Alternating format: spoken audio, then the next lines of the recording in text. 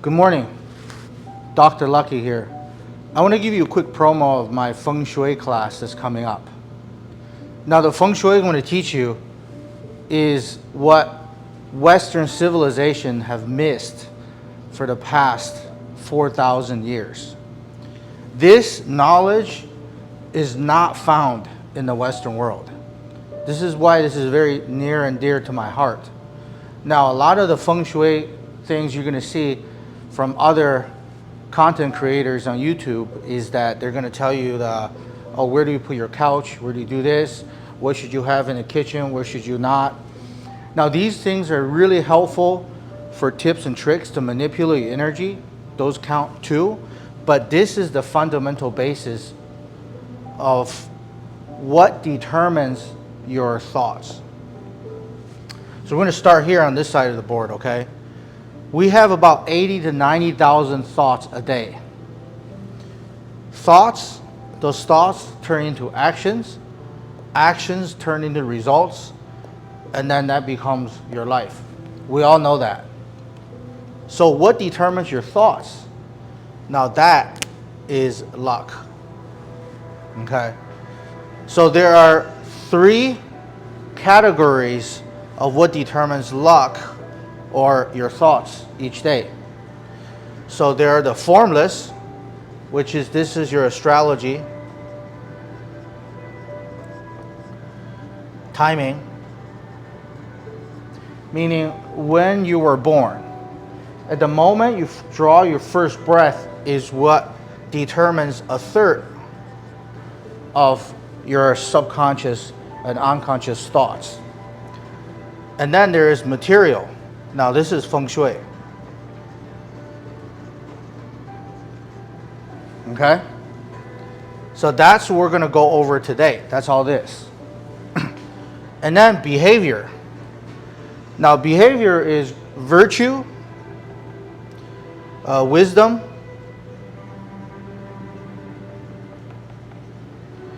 these things you derive from good teachings of humanity, such as church, synagogue, right, mosques, temples, where people could teach things like compassion, understanding, forgiveness.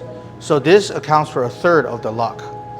So what we're going to teach you today, or Friday, is this third that you can control, which is Feng Shui.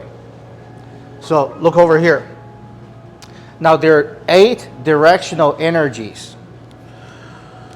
So give you a quick thing that everybody can understand. Now, I found that throughout my student career, okay, I've been a student for a very long time. My undergrad, okay, and then my master's, doctorate. A lot of my colleagues, classmates, they say, well, there is a spot that I always study. It could be in this library, it could be in this coffee shop. And that table right there, that seat is my seat. When I sit there, facing this way, in this house, in this location, I get the most productive. A lot of people don't even like to do work at their house. They like to go somewhere else and they want to sit in their favorite spot. So why is it that you want to sit in that spot? What is it about that spot that matches you? If you're a skeptic, great. We're going to teach you this, and then you're going to apply it to see if this is indeed true. Okay, so the 8 directional energies are, okay, the Father, which is heaven. We have the firstborn son, or the oldest son. Second son, water, okay, which is the middle son. And the youngest son, mountain. Youngest daughter, lake. Second daughter, fire. First daughter, wind, right? And then mother. So this is the utmost yang, and this is the utmost yin. Now, you can see there's only 3 of each, 3 male and 3 females here. If you're saying, okay, what if I have 4 kids, right? What if I have, so then it would be the oldest, the youngest, and then the 2 middle one belongs to the middle category. Now, what are these? we're going to go over in class, right? This is action, action. This is very fast moving, like thunder, getting things done, right? Water, rebellious.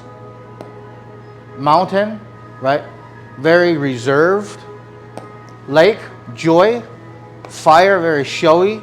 Wind it can penetrate and enter everything. So older daughter usually asks the best questions. And then mother is nourishing. I label this green and these black because these two combined makes a hexagram. By themselves, they are trigrams. So for example, if the mother is living in the southwest corner, then what we have is a complete trigram.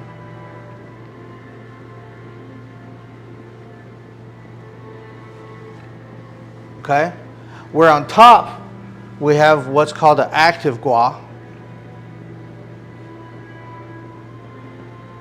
And the bottom, we have body or stationary.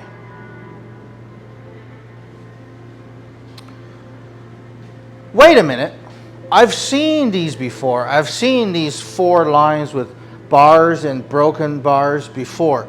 This then makes, so because 8 times 8 is 64 hexagrams. And those are the foundations of thoughts. Okay? In fact, Carl Jung and Freud, they took the 64 hexagrams, which is from the Book of Changes. That's where they derived modern day psychology. So this is the root of that. So I'm going to go over that with you. Now, what if a mother, so this is pure yin. So preferably a mother wants to be stationed where she sleeps or spend most of her time in the southwest corner. This will bring about a very nourishing and caring mother role. Okay? Now, what if the mother lives in the northwest corner? Okay, so then it will be this. If the mother lived in the northwest corner, this is peace.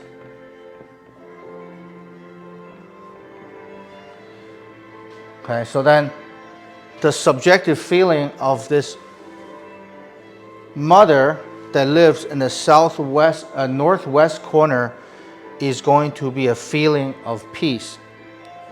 Now, I can hear you ask the question now is that, okay, in this modern society, we do have, right, different sexuality. So what if it's a 2-man household or 2-male household or 2-female household? It doesn't matter that dynamic, there is still a mother role in that family. So if you want to be very progressive and modern, think about the mother, right, as the mothering role in the family. So as the world has reversed, if the father is playing the mother nourishing role, then that person would take on this energy, right? Remember, we're talking about energy here, not necessarily biology. So, yeah, essentially, each of these will give you a hexagram, which is formed from I Ching, and this will then determine your thoughts then throughout the day. Is this interesting to you? Right? If you go Google Feng Shui online or ChatGPT, they're going to teach you this. I honestly have hesitated about teaching this for a long time, but hey, you know what?